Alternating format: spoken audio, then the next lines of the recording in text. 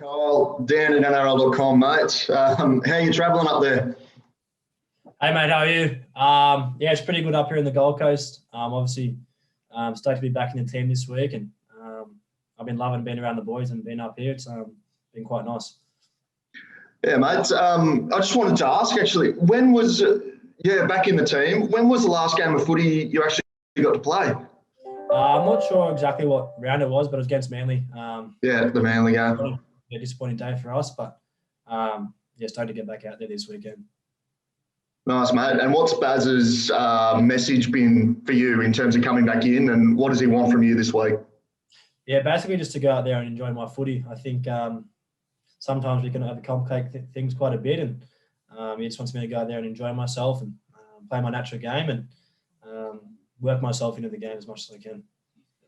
Has that been tougher than expected or than in previous years, mate, actually just enjoying your footy? Yeah, for sure. I think I've said it before. It's probably been the hardest part of my career, and definitely a learning curve, but I got a lot out of it, and I'm quite a positive person, and I trained so hard, and I had a goal in mind. I want to get back in this footy team, and my moment's here now, and I can't wait to get on the field on Sunday. How have you pushed yourself through? Yeah, how have you pushed yourself through this period where everyone wants to be playing, but you haven't? What's kept you going? Obviously, I've got a good support base around me, and I just focus on my training, ripping in the gym, and every time I'm in the reserve grade team playing against the first grade guys, I just want to rip in and put my best foot forward, and it's put me in good stead for come this weekend against the Gold Coast. Hey Kyle, it's Luke from Nine here, mate. What have you been working on? What has Baz talked to you about, and do you feel that you're better prepared than what you were last time? Yeah, just a few little things at training. I don't want to give too much away, but we've been working hard together at training, and I wasn't kicking stones. I was really working hard on my game, and I know I'm not perfect, but I want to keep improving as a player and as a halfback, and I feel like I'm making my debut on the weekend. That's how excited I am, and I can't wait to get out there with the boys and get a win, most importantly. Yeah, do you feel like you've got a couple of weeks to sort of state your claim for next season, and you know that there's a few new blokes coming to the club, and obviously you want to be starting? Is this sort of proving yourself that you are a starting player for next year? Oh, I guess I don't look at it like that. I guess I think I'm on my own journey and my own part of my career, and I'm just trying to improve each week, and I don't really worry about that. I know where I stand in this football team and why I was brought to the club, and as I said, I want to continue on my journey as a football player and keep improving, and I want to win games for this footy club. I said that quite publicly, and we're at the bottom of the ladder, and it doesn't sit well with me. There were some reports the last couple of weeks that there was some interest from England. Had you heard anything about that? Nah, that was a funny one. I know there's a few reports they tried to get my old man over there, but that's nothing there. And just as the club as a whole, obviously you're not doing as well as what you would hope. Has there been chat about the wooden spoon, and obviously avoiding that? It's not something anyone wants.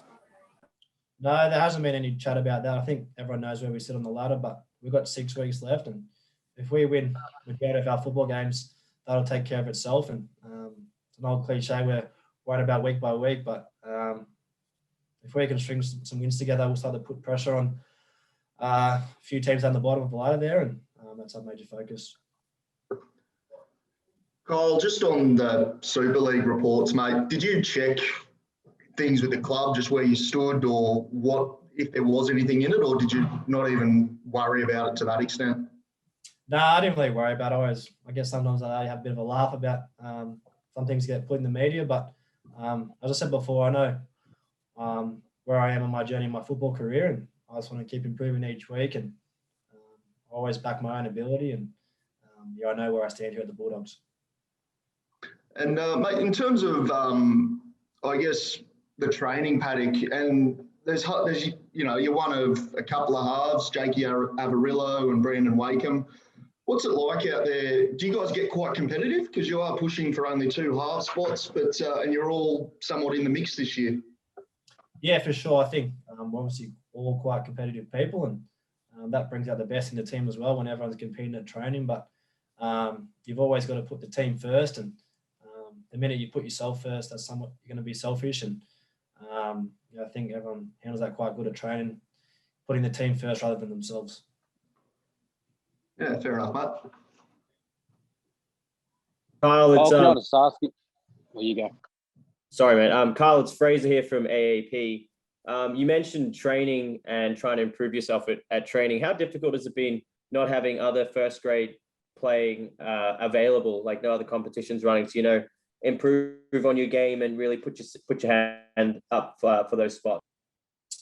Yeah, I think it's actually quite easy these days the way we train. Obviously, 2 days before the game is quite an intense session, so I've been treating that like a game and take the mouth guard, put the pads on, and really treat it like a game. And that's how I get my intensity and work on my game is during the week. Thank you, mate.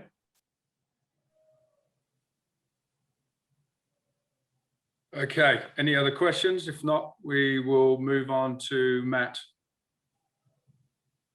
Hey, Carl, can I quickly just ask, looks like Paul Vaughan's about to sign with the Bulldogs. What do you make of that signing and how will you welcome Paul to the team? Yeah, I'm not too sure where that's at the moment, but I heard the club closing on that signature, and obviously we know the player he is and the damaging forward he can be, and a player of his calibre brought to the club is only going to benefit us, and yeah, I'd love to have him here. Just on that, mate, in terms of, sorry, mate, go ahead. No, I was just saying thank you. You go. Sorry, mate, the joys of Zoom. But just on that, mate, there's been some great signings for next year, especially up front, Kyle. What, I guess, is that another fill-up as well? You look at playing behind a pack that could include guys like Tavita Pangai, Paul Vaughan, and then, Luke Thompson's been fantastic the last most of the season. I guess, in terms of that pack that's coming together, enticing for a halfback? Yeah, definitely. I think every halfback loves playing behind a fullback that's going forward, and you have strike players like Tavita Pangai Jr. on the edge. So they're going to benefit my game, and they really suit my style I like to play. Yeah, I don't look too far ahead to 2023, but we've got to build their foundations now in the back end of this season.